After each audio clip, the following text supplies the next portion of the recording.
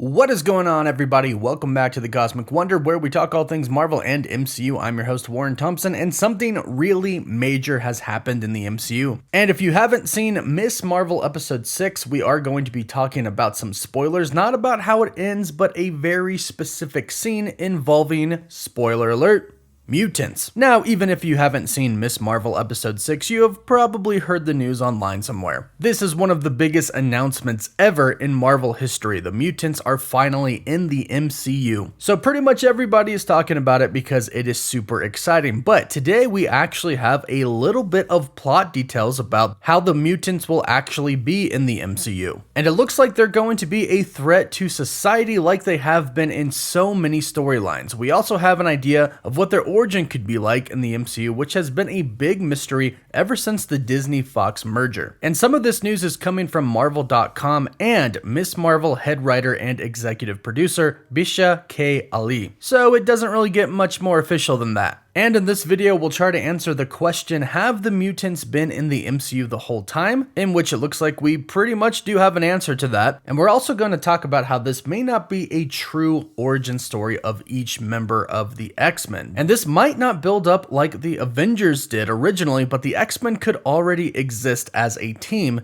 in the MCU. Okay, so real quick, if somehow you haven't heard that the mutants are officially in the MCU, well, the first one that we've at least been introduced to is the one and only Kamala Khan, Miss Marvel herself. No, it does not appear that she is going to be an Inhuman in the MCU, but is going to indeed be a mutant. And trust me, we'll talk more about the Inhumans in the MCU in just a bit. If you somehow missed it at the very end of Miss Marvel Episode 6, Bruno mentioned that he studied Kamala's brother's DNA to kind of check if he had powers as well, in which he didn't. But he discovered that Kamala's genes were different and that they had some type of mutation. Yes, he literally name-dropped mutation, and then as he said mutation, the theme song from the X-Men animated series played. In your genes. Like a mutation.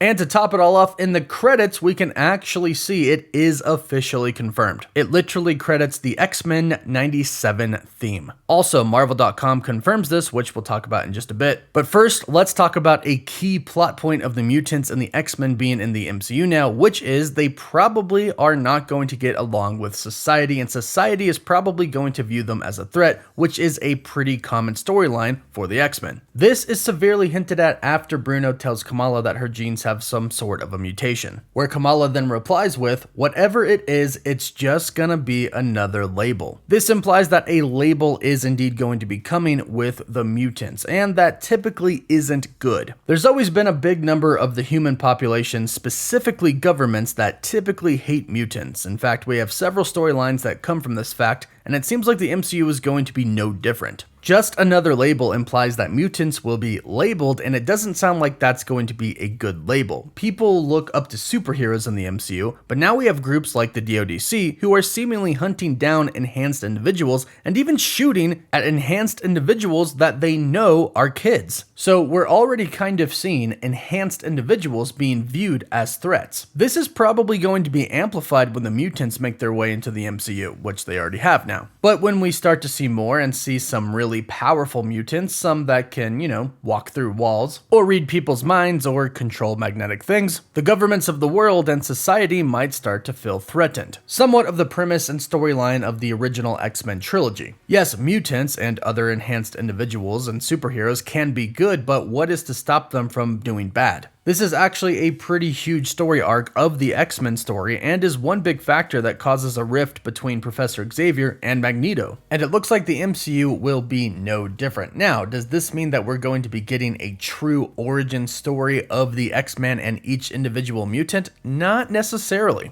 Think about the first X-Men film. It wasn't an origin story per se, it was kind of an origin story about how Wolverine and Rogue joined the X-Men. It wasn't even a true origin story about Wolverine. That would come later, but we don't talk about Bruno, and we definitely don't talk about X-Men Origins Wolverine. Just ask Ryan Reynolds about that. Now, based off of other events that have happened in Miss Marvel and other events in the MCU, we can kind of figure out the origin of the mutants in the MCU. And this might make some people mad, especially fans of the comics.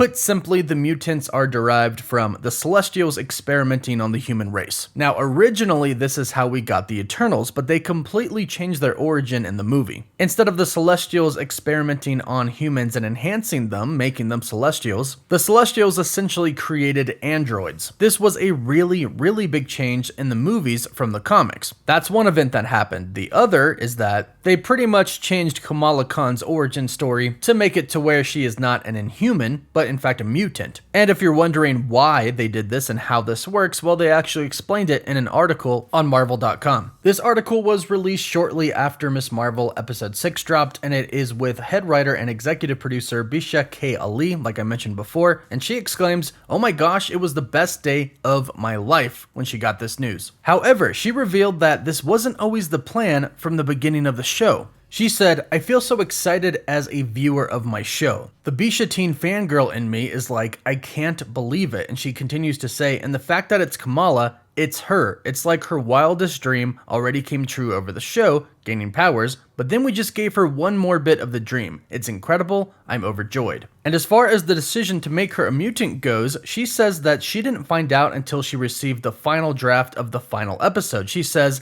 "They sent me and only me the draft of the final episode, and I immediately freaked out. I emailed Kevin Feige in all caps and was like, 'Are you doing this like for real? Are you sure?' I'm so honored. I was like yelling at him through an email. I was freaking out. This is the biggest deal in the world, and the fact that it's happening in our show is crazy." So this wasn't actually the plan the entire time. However, it could have been Kevin Feige's plan the whole time, but not the writers for Ms. Marvel. But it does actually answer kind of a plot hole for Ms. Marvel, and give us a little bit about the origin of the mutants. She says, "It wasn't from the beginning of the show. With Marvel, something's always a moving piece, and we're trying to solve this question of, if any of Kamala's family put on the bangle, would they have powers? The answer was always no. From a character perspective, no. And the reason for that was so it could fit into the logic of the wider MCU. So it seems like Kamala has a active X gene that allows her to use the powers of the bangle. This is why her brother can't use the bangle, her mother can't use it, and presumably her grandmother can't use it either. So it's not because she's a clandestine that allows her to use the energy and power of the bangle, it's her X gene. But how did the X gene come about in the MCU? Well, it most likely came from the Kree experimenting on humans. Ms. Marvel revealed that the Kree originally had the bangle, and the origin of the Inhumans was that Kree experimented on humans and other species throughout the universe. This is most likely what is about to be explored in Secret Invasion and the Marvels. So instead of the Celestials being the ones who experimented on the humans, eventually causing mutants, it might actually be the Kree who are the ones who experimented on humans, causing the X gene. This, however, as most people are guessing, would completely eliminate the Inhumans, which might be Kevin Feige's plan. The fact that they put the Kree in Ms. Marvel leads us to believe that the Kree are involved somehow, probably experimenting on humans, since Ms. Marvel was originally an Inhuman. But the difference between an X-Men mutant and an Inhuman might be a little hard to see for the average viewer. If you are a casual fan of Marvel movies in the MCU, that could get pretty confusing, and that's something that Kevin Feige and Marvel Studios definitely do not want. And if that's the case and all of this is adding up, which it definitely seems like it is, it looks like the Inhumans may not be a thing in the MCU, and if they are, they probably won't be coming for a pretty long time. Unless, say, it's an alternate universe like we saw in Doctor Strange in the Multiverse of Madness. Later on down the line, they might explain that some mutations are different than others and some have to be activated, but in the meantime, I'm assuming that it's going to be the Kree who experimented on humans, creating the mutants, and that the Inhumans aren't going to be around for a while. But let me know what you think about this in the comments down below, and how excited are you to finally have the mutants in the MCU? Keep in mind, SDCC is coming up in less than 2 weeks now. Hopefully we'll get some pretty great answers. Don't forget to like the video and subscribe, and of course you can follow me on Twitter and Instagram for live updates. As always, thank you all so much for watching. Woof woof.